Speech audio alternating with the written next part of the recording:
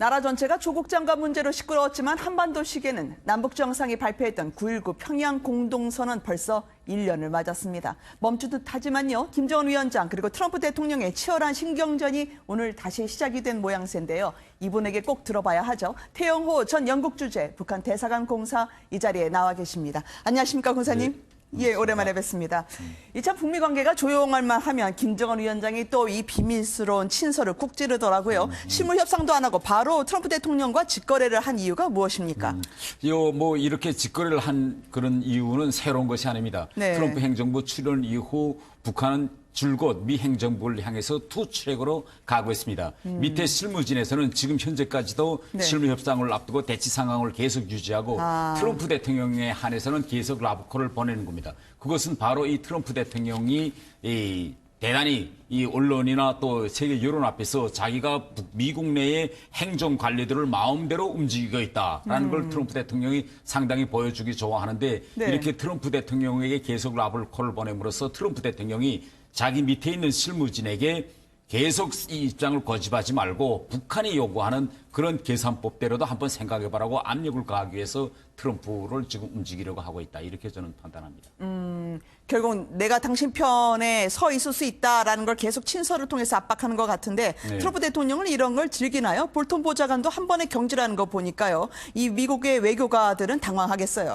지금 전문가들 속에서는 상당히 당황해하는 이런 그 입장이라고 볼 수 있겠습니다. 이렇게 트럼프 대통령이 자기 결심에 따라서 또 네. 분위기에 맞지 않으면 자꾸 바꾸는데 북한은 아마 이런 트럼프 대통령의 그런 즉흥적인 그런 네. 성격을 이용해서 이 트럼프를 이용해서 하향식 압력을 여차 이런 데 목적이 있다고 볼 수 있겠습니다. 트럼프 대통령이 평양으로 오셨으면 좋겠다라고 초청을 하지 않았겠습니까? 네. 근데 트럼프 대통령 역시 협상의 달인처럼 아직은 시간이 안 됐다 하던데 김정은 위원장의 평양 초청 이게 가능하겠습니까?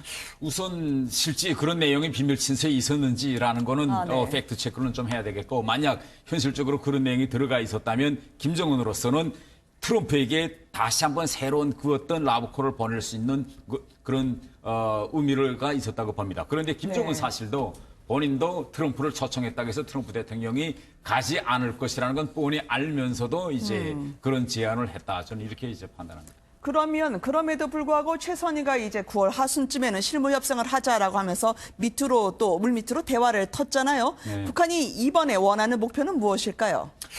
우선 왜 갑자기 북한이 이렇게 입장을 돌변했는가라는 걸 우리가 좀 주목해 봐야 될 필요가 있겠습니다. 네. 8월 31일까지만 해도 최선희 일부상은 미국과 실무협상에 흥미가 없다고 했는데 갑자기 9일 날 실무협상 하자고 했고 16일 날에는 네. 또 북한 국장이 나서서 실무회담을 하기 위해서는 이제 체제 안전이 우선이고 비핵화 논의가 후다라는 입장을 또 밝힙니다. 네. 이렇게 갑자기 입장을 돌변한 기본 원인이 어디서부터 그러면 무엇이 북한으로 하여금 입장을 이렇게 바꾸게 했니라는 걸 주목해 보는데 북한으로서는 이 핵게임이 미국과의 그런 쌍무적인 핵게임이 아닙니다. 북한은 항상 이 핵게임을 하나는 미국과의 줄다리고 다른 하나는 중국이라는 요인이 항상 뒤에서 그래요? 작용하고 있습니다.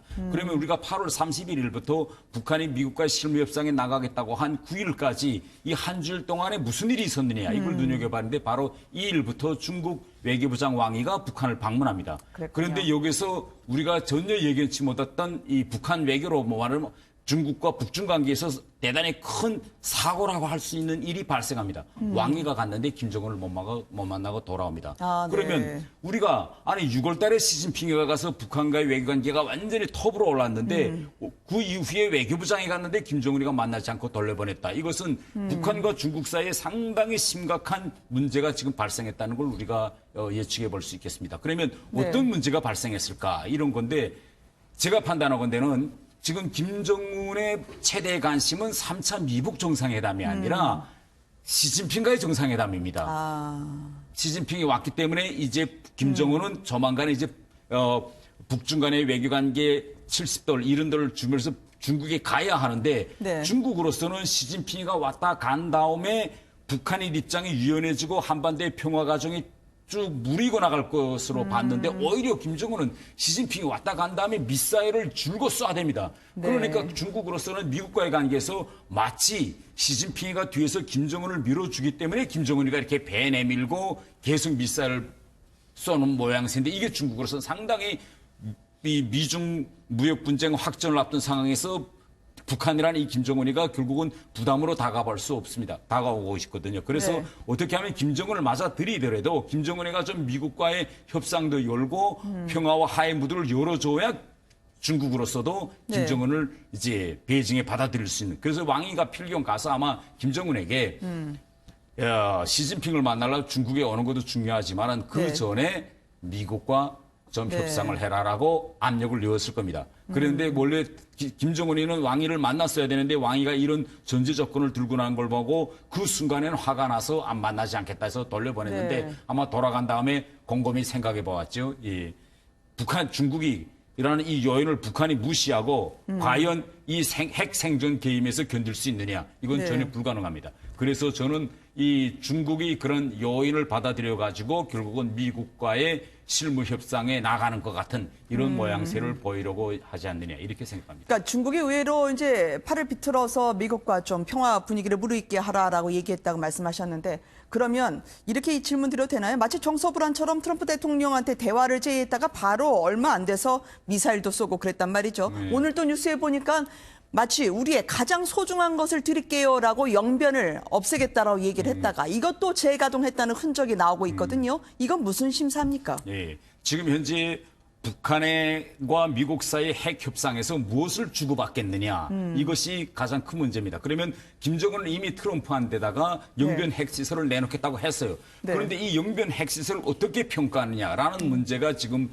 제기되고 있는데 일각에서는 영변 핵시설은 이미 고철동이와 같다. 네. 이걸 받고 제재를 풀어줄 필요가 없다고 하는가 하면 또 일각에서는 영변 핵시설이 북한의 핵시설의 심장부다. 이것만 만약 미국이 받아내고 그러면 미국도 거기에 대한 상응 조치로 제재를 풀어줄 수 있다. 이런 두 가지 의견이 팽팽히 맞서는데 북한으로서는 전 세계 앞에서 영변 핵시설이 북한의 핵시설의 심장부이며 대단히 큰 자산이라는 걸 보여줄 필요가 있습니다. 그래서 네. 이렇게 가동했기도 하고 중지하기도 하면서 그 파일을 늘리는 거죠. 네.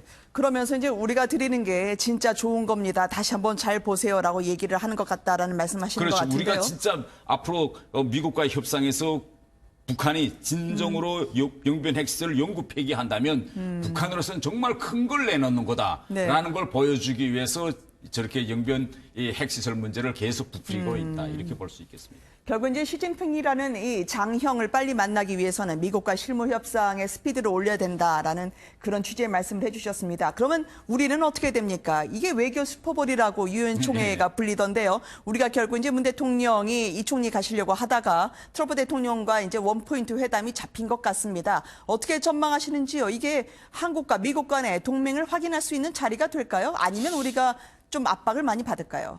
지금 현 상태와 우리가 지난해 9월 문재인 대통령이 이제 트럼프 대통령을 만나고 유엔 총회 갈 때와 좀 상황이 다릅니다. 그때 네. 지난해 갈 때는 문재인 대통령이 9월 남북 정상회담 이후에 가서 트럼프 대통령한테 전달할 뚜렷한 메시지가 있었습니다. 그런데 지금은 남북 관계가 이제 경색돼서 상당히 오래간 돼 있고 네. 또 미국과도 이제 실무 협상이 열리지 않고 있는 상태에서 우리 정부로서 존재감을 다시 부각시킬 만한 그런 딜, 말하자면 새로운 딜이 지금 현재 저는 마땅한 것이 없다. 그러니까요. 저는 이렇게 지금 생각합니다. 그래서 저는 그러니까 비핵화 물레방아가 돌아갈 수 있느냐 뭐 그런 거죠. 예, 비핵화 물레 방아가 돌아가는 흉내를 내겠지만은 비핵화와 관련한 큰 이제 돌파구는 저는 열리지 못할 것이다 이렇게 생각합니다. 그래서 그러시군요. 제가 네. 우리 정부에 충고하고 싶은 거는 우리 정부도 역시 비핵화 협상이 뭐 구물살을 탔다 이런 조급함을 가지고 예를 들면 그 어떤 또 새로운 중재안이나 지난 해와 같은 비그 이나필 딜과 같은 그런 네. 새로운 딜을 내놓았다가